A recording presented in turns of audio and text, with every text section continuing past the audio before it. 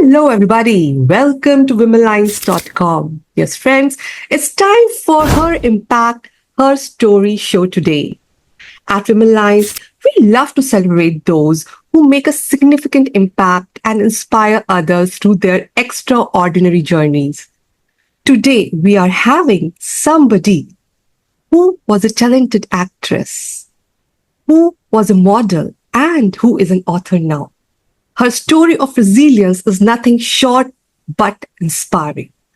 Born in Czechoslovakia, Anika Pavel world was turned upside down by the Soviet invasion of 1968, forcing her into life as a teenage refugee. But she transformed adversity into opportunity, starting as a caregiver in England and rising to global success in modeling and acting, including a role in James Bond film. Her book this year, Encounter with the Future, offers powerful insights into her journey, blending personal and political history with lessons on overcoming challenges. Through her writing, Anika shares the lessons she has learned along the way, offering readers a glimpse into her extraordinary life. The book is a must-read for anyone interested in stories of resilience, overcoming adversity, and immigrant experience. I would love to welcome Anika to our show. Welcome, Anika. Thank you very much, and thank you for having me. It's an honor. It's such a pleasure to have you, Anika. And I'm so looking forward to know your story and share the story with our audience. Can you share your journey from Czechoslovakia to becoming an international model and actress? Well, I came to England as an au pair, and the house where I was working wasn't really, strictly speaking, an au pair job. The woman was running a house where she had 5 lodgers, and I was to cook for them and clean for them. But I was brought up, work is work, and there is no shame in it. And for me to be able to come to England from then tightly locked communist country, it was so thrilling that honestly I would have scrubbed the floors daily just to be in England.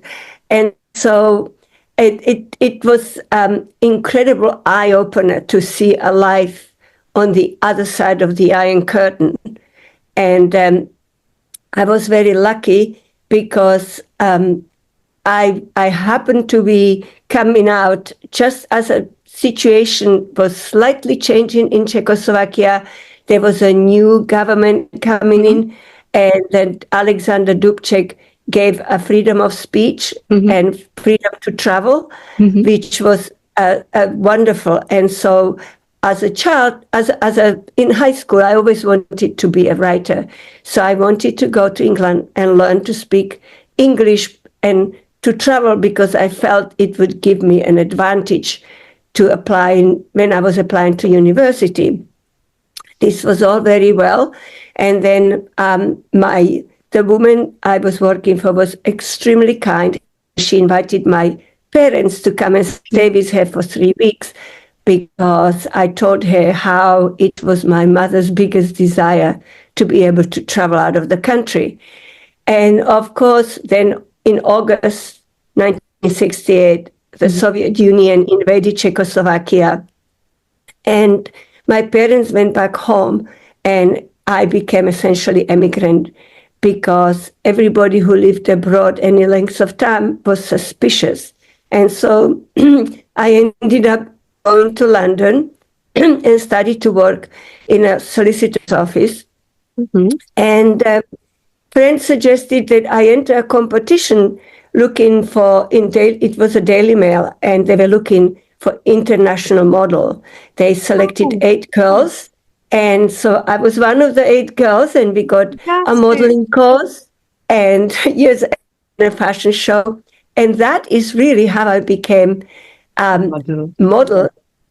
And it was a circumstance coming together that forced me to change my idea for what I wanted to do. However, my desire to write never stopped.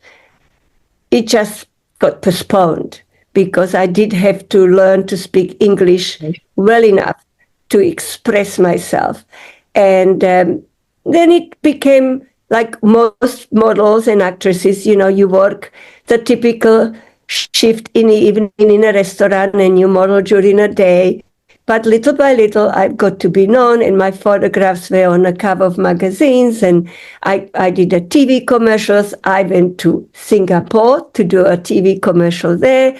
I went to Hong Kong, and so I traveled extensively as a model, which was a dream come true, and I was sending my mother postcards from every place, which was her delight. And she had them all hang up all around her kitchen.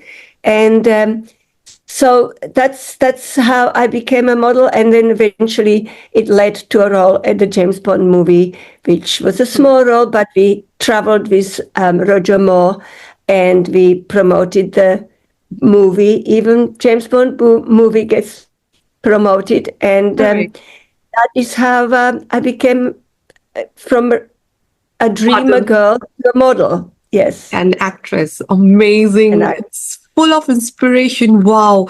You had a dream to become an author, and then you got opportunities. I considered it that you got one step at a time and you practiced every step and you progressed towards achieving your dream. And I think you can connect the dots right now because you wanted to improve your English first. And God gave you opportunity to first get that hold on the language by acting. And then you became an author. You wanted to be a writer since your childhood, you mentioned, right? So that seed which was sowed in your childhood, it bloomed and became a tree throughout the journey. And now we are having you in front of us with such an amazing and inspirational journey to share with the world. Beautiful. And the book which this year it has come out, Encounter with the Future, we will love to know more. I mean, definitely the journey must be full of so many incidences and so many challenges. But what inspired you to write this book? And what do you hope readers will get from it after reading it? Can you share? Yeah. So I never really stopped writing. Even when I was modeling clothes, I would imagine where I should be and how I would feel. So I would write a little story in my head every time I was model. And as time went along, and I gathered experiences from travel and from becoming a mother and taking care of my children and facing different challenges. And so I felt like I should start putting everything on a paper. And it was really my children who encouraged me. So I decided I went back to school and I took several courses. I went to writers' conferences. And I first wrote fiction about my dog. But interesting. Yes. And and the children read it and said, this is good. But they wanted to know more about their background, about their heritage. And so they were the one who encouraged me to start writing about where I came from, what was the life in Czechoslovakia like, about my grandparents and their great-grandparents, and about the tiny little country in the heart of Europe where they came from. And so I started to write essays from my life and some about my relatives and how one of the essays, for example, is about how my uncle, my mother's brother, went to America and he came to Pennsylvania and worked in a mine. And he never came back, but he loved violin. And now it's heartwarming that my grandchildren are learning to play violin, influenced by that story. So our life influenced the family. And so I felt that also it was important for the world to know what it's like to come and being uprooted and how you cope with it and how resilience and determination can help you get over the obstacles that life may have put your way. Beautiful. Resilience. That's your power, Anika. And we have to learn from you because definitely it's not easy to get uprooted from your country and establish yourself. First of all, you are an alien in a new country. Then you have to get adjusted, adapted to the whatever culture is of the country. And then you have to establish yourself as successful in the career. You have achieved all. And all the stories, all the essays which you have written in your book are the real life experience. We can learn so much, friends. Do check out the book. We will be sharing the link in the content section. Do buy her book, and you never know what helps you in your life, what impact you can get from her experiences and her learning in life. Do read it. So, Anika, how do you view the intersection of personal history and political events in shaping world's destiny? Because you have seen political conditions impacting your life. What's your opinion about it? Oh, I think that we cannot, life shapes us, period. But the political history deepens your view and sometimes change your view on what happens. And I think it teaches us resilience and teaches us kindness and tolerance towards others, maybe. You know, I might be a little more patient when somebody cannot express themselves because they are fresh immigrants.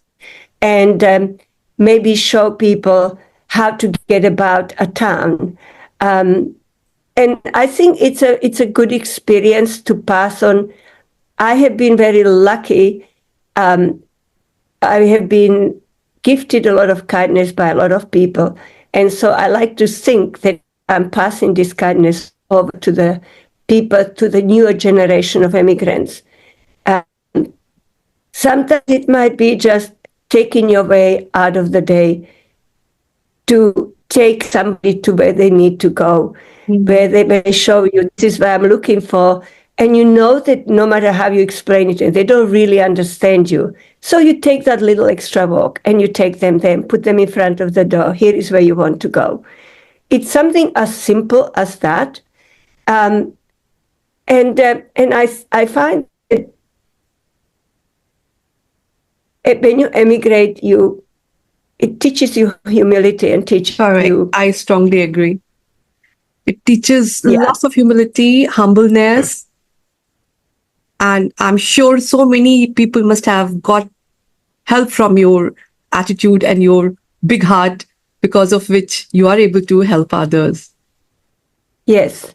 Well, I feel that if you receive, you should give. But even when you haven't got that particular kindness, you should extend it, because they will extend it to somebody else. And that's how it should go hand in hand.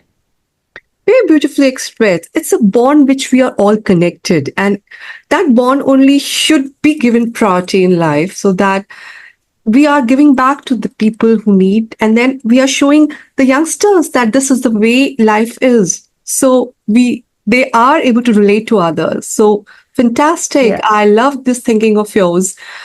One question which is coming in my mind, I will love to know, what advice would you give to somebody facing significant life changing or change when they establish in some new country? They face so many challenges starting over in a new country, how they can face those challenges. Any tips for them? I would think that keep your eyes open and learn. Learn. Learn about the people, learn about the country, learn about different food, learn to accept differences. I think learning to accept the difference is probably that ability is probably major, because a lot of times people, excuse me, for whatever reason, when you come to a different country, we all somewhere deep in our heart looking for something that was home. And that's okay, but it's important to learn and accept the new things, because only by learning we will belong. Correct. Very well said. Because That learning will help you to relate to others who are around you, and you will be giving presence, you will get connects, and then you can lead a better life. We should not think ourselves as alien or somebody who is not the part of the culture in the new country. Once we have this attitude, I think it can really help us better to settle down in a new country. What are Right. some common misconceptions you think about the immigrant experience that you want to address? You want to share something about it? You mean about people from other countries? Countries, yeah. Any other, you face those misconceptions and you wanted to change that? I think that sometimes people see you as other and something different, and often unknown is fearful. That's why we are afraid to go to a dark room. And so it's important to just show that you are not different ultimately. Very Deep down, we are all the same. Yes. And I think that to be patient and to just understand the fear of unknown, and instead of reacting angrily, to react kindly and to teach, to tell people about your life. And that makes other people understand that, putting a little light on yourself. And that's important when you are in a different country, to learn about other people, but also learn about yourself. Such a beautiful message, Anika. In present time, especially, this makes so much sense. We really need support from people who are part of that country, those listening ears, that empathetic attitude to listen, to give us presence and to listen to us so that it can help us to come out of our danger zone, which we think we are, and that unknown fear which people who are migrating to new countries, they commonly face. It can really help them to settle down better. Fantastic message you have shared, Anika. We'd love to know more about Encounter with the Future, what you want to share some message and how people can buy anything which can really help people to decide why they should buy it. Well, it's a collection of essays that are loosely interconnected. So it's a book that is kind of easy to read. It's not going to deprive you of your sleep. You can put it down if you want to. And then you can learn about something that is not always available, because it's a tiny little country, and it's a very personal story about what happened to me on the journey of becoming first British citizen, then American citizen. And so I think that everybody can learn a little bit about resilience, about hard work, and most importantly to me, about optimism.